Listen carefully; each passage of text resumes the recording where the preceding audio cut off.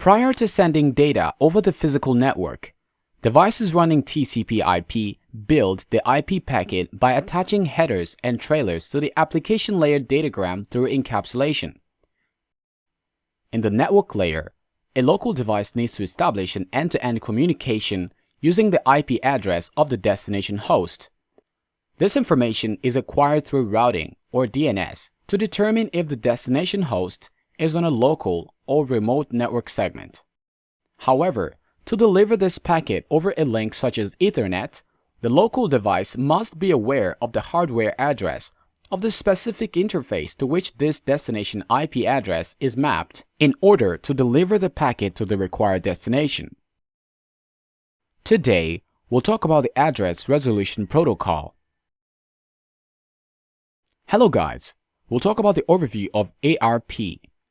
ARP is an acronym for Address Resolution Protocol, a TCP/IP protocol used to resolve logical addresses into physical addresses to facilitate data delivery on a network. Hosts are assigned an IP address on their connected network interface to indicate the network location of that interface. This makes it possible to have an end-to-end communication and delivery of data. However, IP addresses are logical information, and IP packets need to traverse different devices or hops over the physical link before reaching the intended destination device.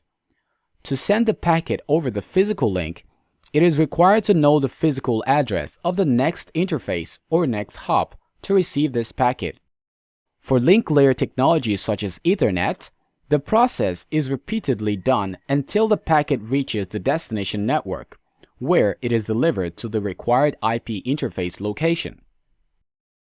Documented in Request for Comments number 826 around November 1982 is an Internet Standard Protocol, which is in wide use today as a method of resolving a given logical address into a physical address. ARP was originally designed to be used on networks where Ethernet is used as a link layer technology, but generalizations have been made to accommodate its use for non-Ethernet based networks, such as packet radio networks. By means of a hardware type field in the ARP header, various hardware technologies may implement this protocol for a similar purpose. The Address Resolution Protocol was designed to solve an immediate problem by enabling hosts to deliver a data packet over the network in a unicast manner. And over time, other IETF documents were released in an attempt to solve some underlying problems and concerns with the early implementation of this protocol, such as conflict detection defined in RFC 5227 and also IANA allocation guidelines for ARP in RFC 5494. This standard ARP procedure requires only two ARP message types to be exchanged: the standard ARP request and the standard ARP reply. ARP requests are flooded on the link by the sender, and the target host specified in the ARP request message usually sends a unicast ARP reply message to the sender for its mapping to be obtained.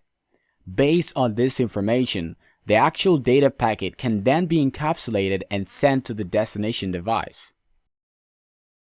Due to the wide use of this protocol and its adoption to Internet standards, other extensions of this protocol exist which serves different functionalities.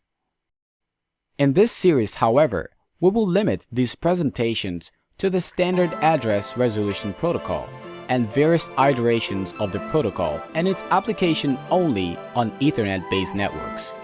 Until then, please subscribe and turn on bell notifications. See you in the next one, and thanks for watching.